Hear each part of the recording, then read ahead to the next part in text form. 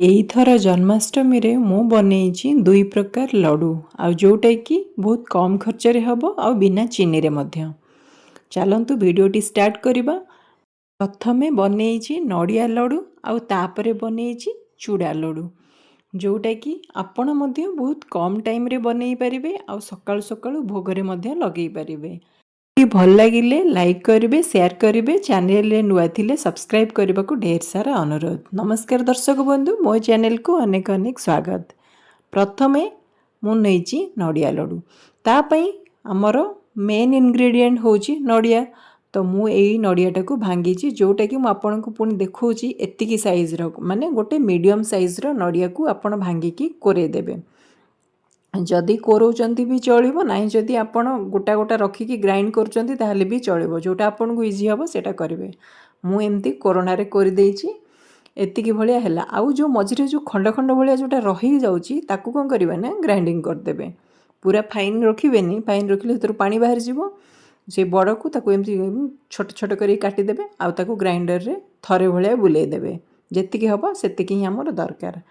କାଳରେ ଯେମିତି ଲୋକମାନେ ୟୁଜ୍ କରୁଥିଲେ ନା, ନଡ଼ିଆ କୋରା ହେଉ କିମ୍ବା ଯେଉଁ ପନିକି ହେଇଥିବ ସେଥିରେ ଯେଉଁ କୋରା, ସେସବୁ ନା ଆକ୍ଚୁଆଲି ବହୁତ ହି ଭଲ ଲାଗେ। କିନ୍ତୁ ଏବେ ସେସବୁ ଜିନିଷ ଆଉ କେଉଁଠି ମିଳୁଛି। ଭାଗ୍ୟ ଭଲ ମୋ ପାଖରେ ଗୋଟେ କୋରାଟେ କେମିତି ରହିଯାଇଛି, ଆଉ ଯେଉଁଥିରେ କି ମୁଁ ଆଜି ମଧ୍ୟ ବନାଉଛି। ଆଉ ଏମିତି ଯଦି ଆପଣଙ୍କ ପାଖରେ ପାଉଡ଼ର ଗୁଡ଼ ଅଛି ତାହେଲେ ବନେଇ ପାରିବେ, ନାହିଁ ଯଦି ଗୋଟା ଗୁଡ଼ ଅଛି ତାକୁ ଏମିତି ଖଣ୍ଡ ଖଣ୍ଡ କରି କାଟିଦେବେ ଆଉ ତାପରେ ସେଟାକୁ ପକାଇବେ। ମୁଁ ଆପଣଙ୍କୁ ମେଜରମେଣ୍ଟଟା ଦେଖାଇବା ପାଇଁ ଜଷ୍ଟ ଖାଲି ଗୋଟେ ଗିନା ନେଇଛି, ଯେଉଁ ଗିନାରେ ମୁଁ ନଡ଼ିଆ କୋରା ମୋର ସମାନ ଦୁଇ ଗିନା ହେଲା। ଦେଖନ୍ତୁ ଏଇ ଗିନାରେ ମୋର 2 ଗିନା ହେଲା। ତାପରେ ଏବେ ଯିବା ଆମେ ଗୁଡ଼ ପାଖକୁ। ଗୁଡ଼ର ମେଜରମେଣ୍ଟ କେତେ, ମାନେ ନଡ଼ିଆ ସହିତ ଗୁଡ଼ କେତେ ହେଲେ ଆପଣଙ୍କର ଲଡ଼ୁଟା ଠିକ୍ଠାକ୍ ହେବ, ମୁଁ ସେଇଟା ଆପଣଙ୍କୁ ଦେଖାଉଛି। ଦେଖନ୍ତୁ ମୁଁ ଆକ୍ଚୁଆଲି ଅନ୍ଦାଜରେ ଗୁଡ଼ କାଟିଥିଲି, କିନ୍ତୁ ପରଫେକ୍ଟ ଗୋଟିଏ ଗିନା ହିଁ ହେଲା। ତ ଆପଣଙ୍କର ଗୁଡ଼ ଯେତିକି ନେଉଛନ୍ତି ତାହାର ଡବଲ୍ ନେବେ ନଡ଼ିଆ କୋରା। ତ ଏବେ ଆମେ କଡ଼େଇ ବସାଇଦେବା ଆଉ ସେଥିରେ 2 ଚାମଚ ଭଳିଆ ଘିଅ ଦେଇଦେବା। ଆଉ ଘିଅରେ କ'ଣ କରିବେ ନା ଏମିତି 1/4 କପ୍ ଭଳିଆ ଆପଣ ବାଦାମ ତାକୁ ଭାଜିଦେବେ, ହାଲକା ଟିକେ ଘିଅରେ ଭାଜିଦେବେ। ତାପରେ ଡ୍ରାଏ ଫ୍ରୁଟ୍ସ ଭିତରେ ମୁଁ ନେଇଛି ଆଲମଣ୍ଡ ଆଉ କାଜୁ, ଦୁଇଟା ଯାକ ମିଶିକି ମୋର ଅଧା କପ୍ ଭଳିଆ ହେଇଛି। ତ ଆପଣ ଆପଣଙ୍କ ହିସାବରେ ଆଉ କିଛି ଆଡ଼୍ କରିପାରିବେ, ମାନେ ଡ୍ରାଏ ଫ୍ରୁଟ୍ସ ଯାହା ବି ଚାହିଁବେ। ଆଉ ଏବେ ଯେତିକି ଘିଅ ବଳିଛି ସେଇଥିରେ ଯେଉଁ ଆମର ନଡ଼ିଆ ମୁଁ କୋରେଇକି ରଖିଥିଲି ତାକୁ ଆପଣ ପକାଇକି ହାଲକା ଟିକେ ଭାଜିଦେବେ, ଯେମିତି ନଡ଼ିଆର କଞ୍ଚା ସ୍ମେଲ୍ଟା ରହିବନି, ଘିଅରେ ଭାଜି ହେଲେ ତା'ର ଯେଉଁ ଫ୍ଲେଭରଟା ଆସେ ସେଇଟା ରହିବ ଯେମିତି। ଆଉ ଏଇଥିରେ ଆପଣ ଯଦି ଚାହିଁବେ ଟିକେ ଗୁଜୁରାତି ମଧ୍ୟ ପକାଇ ପାରିବେ। ମୁଁ ପକାଇନି ଏଇଥିପାଇଁ କାରଣ ନଡ଼ିଆର ବାସ୍ନାଟା କାଟିଦିଏ ଗୁଜୁରାତି ପକାଇଲେ, ତ ସେଥିପାଇଁ ମୁଁ ପକାଇନି। ଆଉ ଏବେ ଏଇ ଡ୍ରାଏ ଫ୍ରୁଟ୍ସକୁ ଦେଇକିନା ତାକୁ ଟିକେ ଗ୍ରାଇଣ୍ଡ କରିବେ। ଏଇଭଳିଆ ଭାବରେ ରଖିବେ, ମାନେ ଯେମିତି ଅଳ୍ପ ପାଉଡ଼ର ହେଇଥିବ ଆଉ ଅଳ୍ପ ମାନେ ଖଣ୍ଡ ଖଣ୍ଡ ହେଇକି ଥିବ। ଏଇଟା ରଖିଲେ କ'ଣ ହୁଏ ନା, ତ ଆପଣ ଯେତେବେଳେ ଯେଉଁ ନଡ଼ିଆଟା ଯେଉଁ ମାନେ ଯେତେବେଳେ ବାଇଣ୍ଡ କରିବେ ନା, ଯେତେବେଳେ ବାନ୍ଧିବେ ଏମିତି ଗୁଳା କରିବେ, ସେତେବେଳେ ଆପଣଙ୍କୁ ମାନେ ଟିକେ ଭଲ ଲାଗିବ, ଗୋଟା ଗୋଟା ହେଇକି ରହିବ, ନହେଲେ ନା ସବୁ ହାଲୁଆ ଭଳିଆ ସବୁ ପୁରା ସେମ୍ ହେଇଯିବ।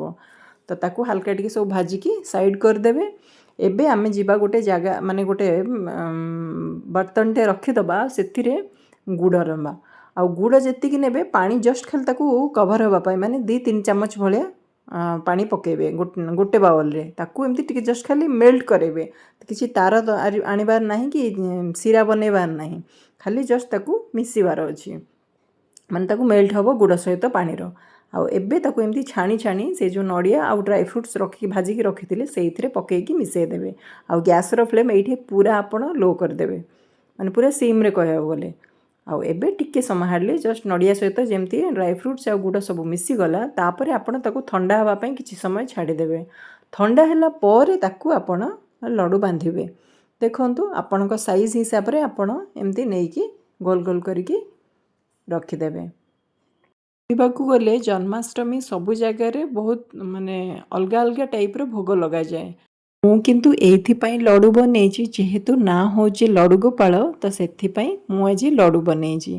କେହି କେଉଁଠି କେଉଁଠି କ୍ଷୀରି ପୂଜା ହୁଏ, କେଉଁଠି କେଉଁଠି ଯେଉଁ ମେୱା ପାକ୍ ହୁଏ, ଆଉ କେଉଁଠି ପଞ୍ଜେରୀ ହୁଏ, ବହୁତ ଜାଗା ନେଇକି ସବୁ ଅଲଗା ଅଲଗା ହୁଏ। ତ ଆପଣ କେମିତି ବନାଉଛନ୍ତି, କ'ଣ କ'ଣ ଭୋଗ ଲଗାଉଛନ୍ତି, ମୋ ସହିତ କମେଣ୍ଟସରେ ସେୟାର କରିବେ।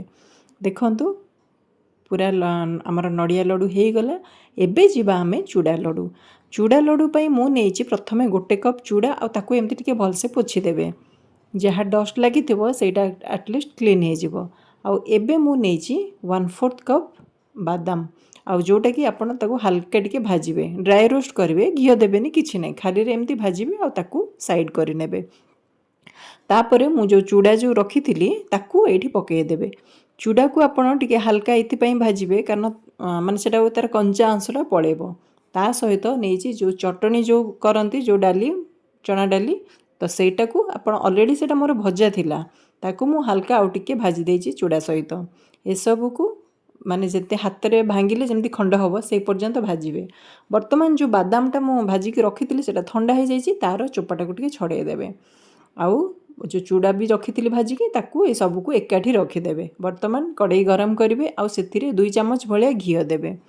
घी टिके हल्का गरम हो गला 1/4 कप आपन नेबे बादाम सॉरी काजू काजू को टिके हल्का कलर है जाए भाजिबे। वर्तमान मु नेछि 3/4 कप गुड़ आउ ता सहित सेम क्वांटिटी रो पानी माने 3/4 कप इक्वल क्वांटिटी रखिबे। मु डिटेल सब इंग्रेडिएंट कौन कौन लगी केमती बना हो डिटेल्सटा मु देछि आपनकर डिस्क्रिप्शन बॉक्स रे आपन चेक करि परिबे। एबे देखंतु गुड़ सहित पानीटा जस्ट आपन खाली मिसेबार अछि किछि फुटीबार नै तार हबार नै किछि नै। एबे ए सब ठंडा हो गलानी हमर चूड़ा आउ बादाम ए सब को टिके हल्का आपन ग्राइंड करिवे पूरा फाइन रखिबेनी एमती रखिबे जेमती हमर चूड़ा घसा जेमती होउची सेही टाइप रो रखिबे। आउ एबे ता सहित कौन नेबे ना 1 कप आपण नड़ियार कोरा देबे से जो गुड़ सहित मिसेकी 1 कप नड़िया मिसेला तापर बास्ना पाई आपण देबे गुजराती गुंड ए सब को आपण भलसे मिसेबे। तापर जो ग्राइंड करके रखिथिले चूड़ा आउ हमर ड्राई फ्रूट्स से सब को आपण मिसेबे। चूड़ा हमर सबु पानी पी जीवो माने गुड़ पानी तो एबे ना ताकू गैस रो फ्लेम आपण पूरा स्लो रो कर देबे आउ ताकू आपण भलसे एमती गोळेई देबे। देखंतु एबे सब भलसे हेई गला आउ एबे गैस रो फ्लेम ऑफ कर देबे ताकू किछि समय ठंडा हवा पई छाडी देबे कारण आपण गोला बांधिबे टिके ठंडा हला परे किंतु पूरा ठंडा हला पर्यंत रखिबेनी हल्का टिके उषुम थिबो सेही समय रे आपण लड्डू बांधिबे सेतेल जाके आपनकर परफेक्ट हबो। देखंतु मु काजूटा जिते भाजिकी रखिली देखंतु काजू मु एथि पई गोटा गोटा रखिथिली आपण चाहिए ताकू ग्राइंड मध्य करि परिबे ड्राई फ्रूट सहित मु किंतु गोटा एथि पई रखिली जेते बेले आपण लड्डू देबे ना गोटा गोटा रहिले टिके देखिबा को सुंदर लागे सेतिके आउ किछि नै आपण चाहिए मध्य से ड्राई फ्रूट सहित ग्राइंड करि परिबे। आउ एबे हे गला हमर परफेक्ट चूड़ा लड्डू। देखंतु बहुत कम टाइम लागुछि आपन को जदि सब जिनस आपन रेडी करि रखिबे हार्डली आपन को आधा घंटे भितर रेडी हो जिवो। देखा हबो नेक्स्ट वीडियो रे। रहुछि नमस्कार जय जगन्नाथ हैप्पी जन्माष्टमी।